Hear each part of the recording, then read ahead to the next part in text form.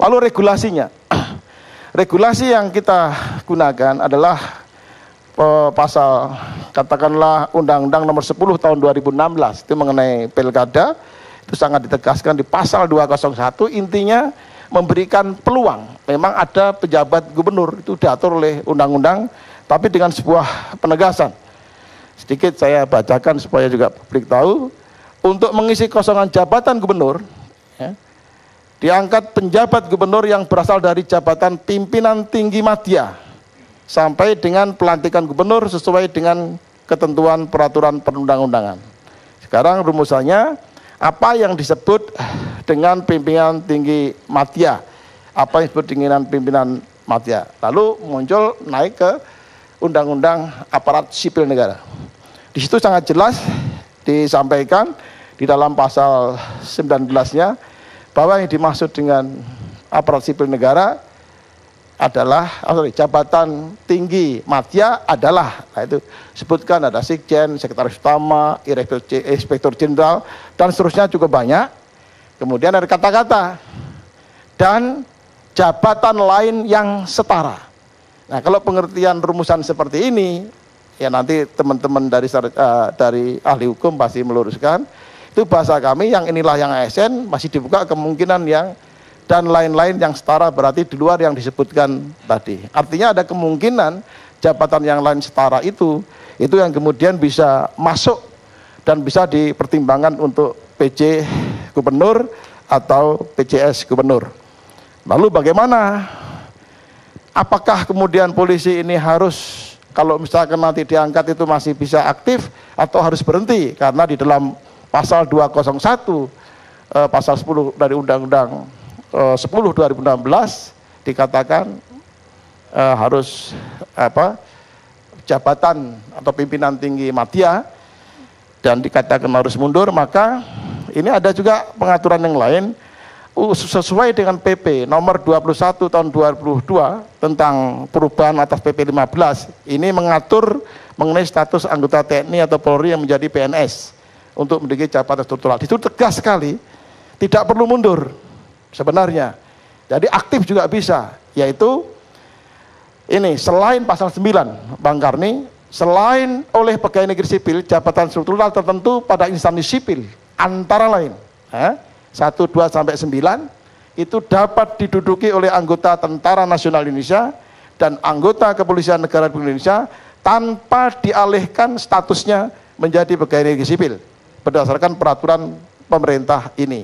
Itu menyangkut penugasan yang sifatnya di kantor Menteri Koordinator Bidang Politik dan Keamanan. Mereka yang ditaruh di sana tidak perlu harus mundur, masih bisa aktif. Kedua, Kementerian Pertahanan, kemudian Sekmil Presiden, kemudian Badan Intelijen Negara, Lembaga Sandi Negara, Lembaga Ketahanan Nasional, Dewan Ketahanan Nasional, Badan SAR Nasional, Badan Narkotika Nasional. Jadi ada pengaturan, tidak semua harus sama. Kalau dia menduduki jabatan lain di luar struktur Polri, kemudian juga harus mundur. Itu artinya di tingkat pusat kan, bukan di tingkat daerah. Di tingkat pusat dulu. Tingkat pusat dulu posisinya, jabatan lain.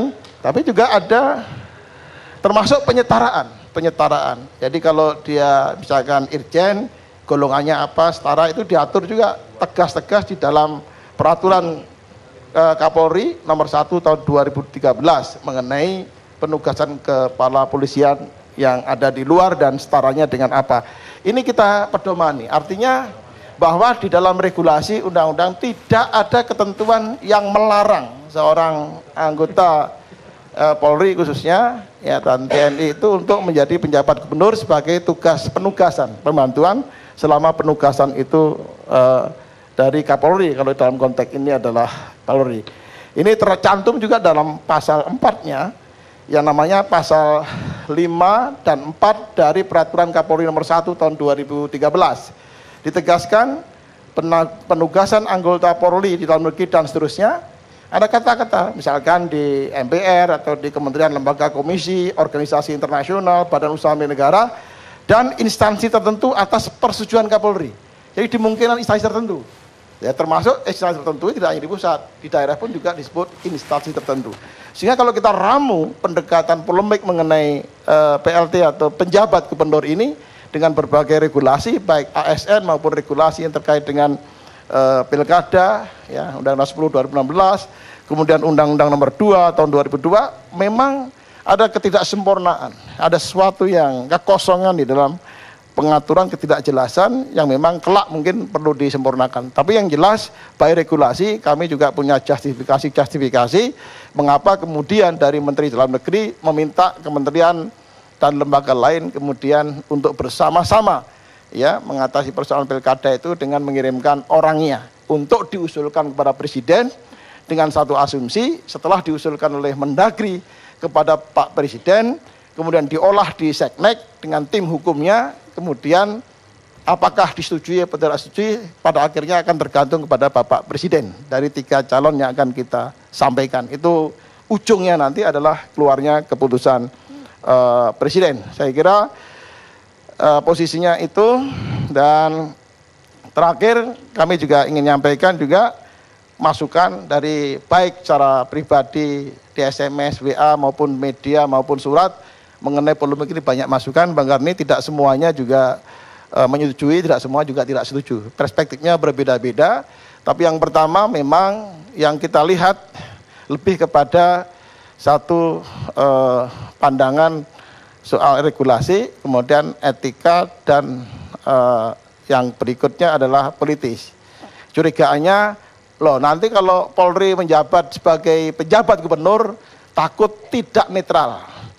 Saya tegaskan, di dalam Undang-Undang 22 2002 di Polri maupun Undang-Undang 10 2016 Pilkada ditegaskan di situ, tidak hanya Polri, TNI, aparat sipil negara seperti saya sebagai Dirjen Oda kalau ditempatkan sebagai penjabat gubernur harus netral.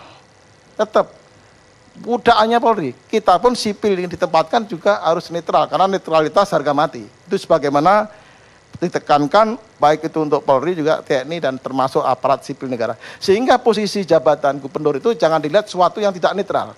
Mungkin pertimbangan itu pertama masukannya, dan yang berikutnya dari sisi politis misalnya itu, nah ini kalau kenapa ditempatkan misalkan di Jawa Barat yang kebetulan ada calon yang dari kepolisian, mantan lah kira-kira, demikian juga yang di Sumatera Utara.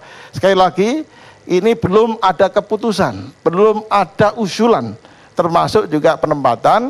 Jadi ini baru awal dari sebuah proses. Pak Kapolri internal mungkin ada berbagai pertimbangan. Jadi kita belum memposisikan sampai suatu saat seminggu sebelum pelantikan Pak Presiden memberikan keputusan.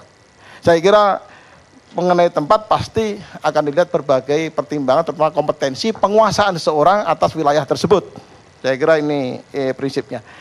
Saya kira itu Pak Bang Karni, sehingga mudah-mudahan pengalaman Pak Carlo Tewu sebagai ya Irjen Pol yang aktif juga selama ini sukses, juga beberapa ya Mayor Jenderal kita tempatkan, itu bisa didudukkan, dipersepsikan sebagai sebuah proses administratif appointed, ya sebenarnya dia bukan dalam kapasitas sebagai jabatan politik, tapi lebih kepada penugasan, ya tugas perbantuan untuk menjabati posisi administratif sebagai pelaksana tugas sementara. Itu fungsinya adalah itu, dan tidak bermain di ranah politik. Itu sebenarnya harapan kita.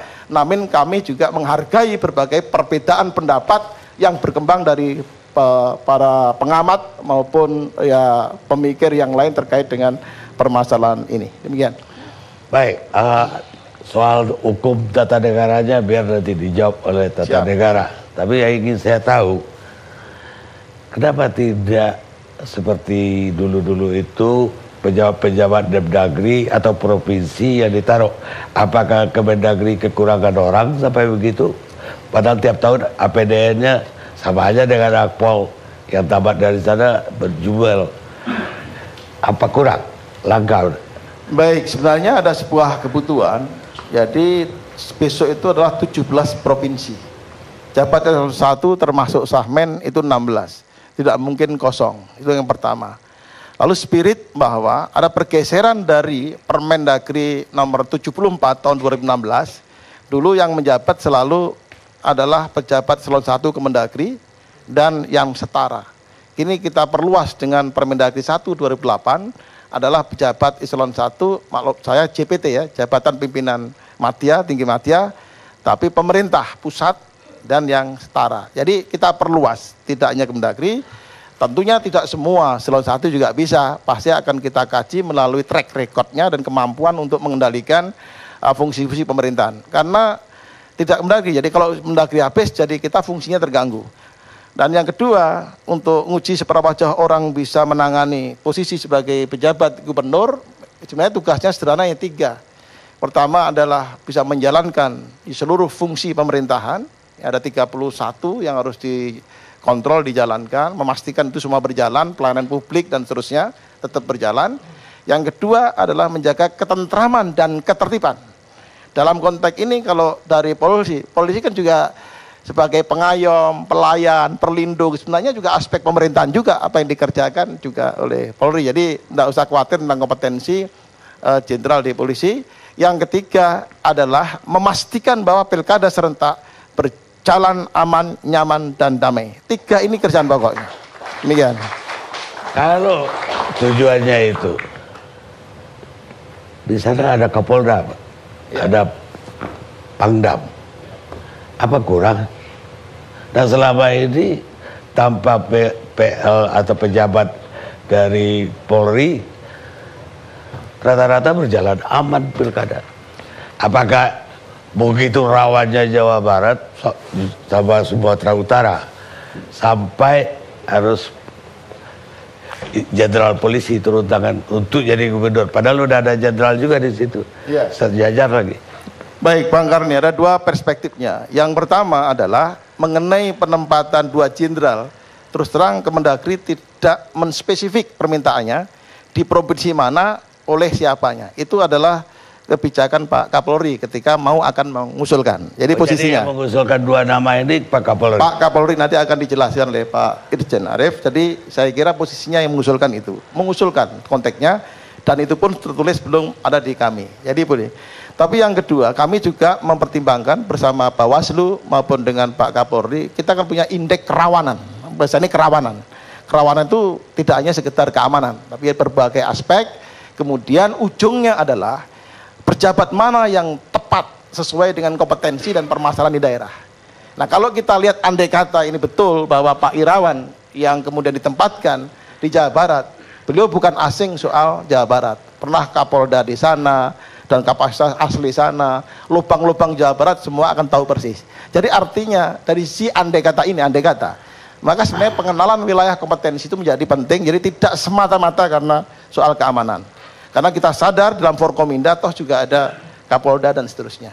Dengan Kapolda nilainya bisa 8, tapi ditambah lagi jenderal atau ditambah lagi seorang PLT Gubernur yang menguasai persoalan wilayah bisa menjadi 10 gitu. Kira-kira itu intinya. Iya, tapi kalau lihat dari pernyataan Mendagri bahwa kenapa 2 orang itu, karena dia kenal 2 orang itu. Jadi bukan dari Polri 2 nama itu. Bang Karni, jadi saya jelaskan. Kenapa kenal? Ya karena 2 orang ini terkenal dan sudah ketemu antara Pak Mendagri pada kesempatan informal. Pada saat Rapim TNI Polri menunggu kedatangan Pak Wapres, kan berbincang-bincang.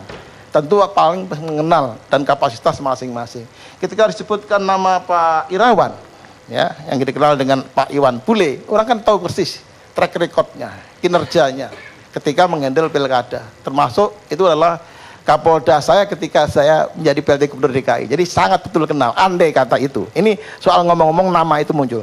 Jadi nama itu muncul bukanlah kewenangan dari Pak Mendagri, tapi adalah usulan. Nah, bagaimana Pak Kapolri memilih 2 nama ini tentunya pasti ada backgroundnya. Jadi posisinya seperti itu. Kita siap, kita pasif menerima nama-nama itu dari instansi Polri. Iya, yang saya dengar justru surat dari Mendagri itu dirapatkan pun belum oleh Mabes Polri. Bagaimana muncul 2 nama itu? Saya tidak tahu, nanti mungkin bisa dijelaskan oleh rekan-rekan dari Polri internal. Jadi persoalan internalnya itu, kami juga belum terima usulan tersebut. Jadi belum menerima usulan tersebut, informal aja kemudian disampaikan. Dalam bincang-bincang sambil ngopi, begitu Bang Karni.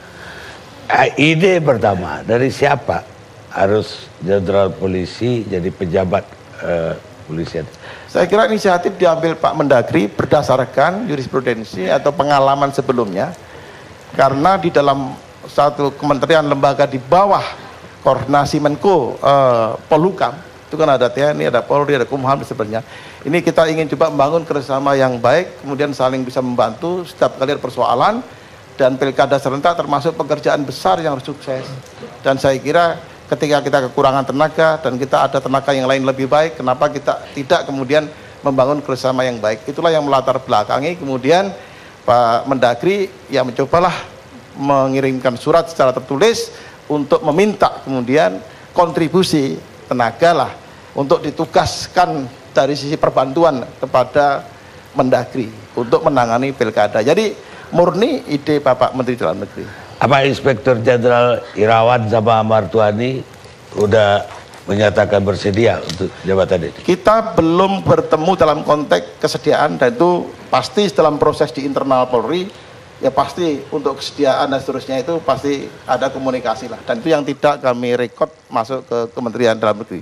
Artinya belum keluar dari institusi Polri sendiri, pertimbangan-pertimbangan apa dan seterusnya. Jadi kita cuma mengenal namanya pun dalam proses pertemuan informal sambil ngopi, Bang Karni. Jadi belum surat resmi juga belum ada. Baik, sementara Pak Dirjen, terima kasih. Kita rehat dulu pemirsa.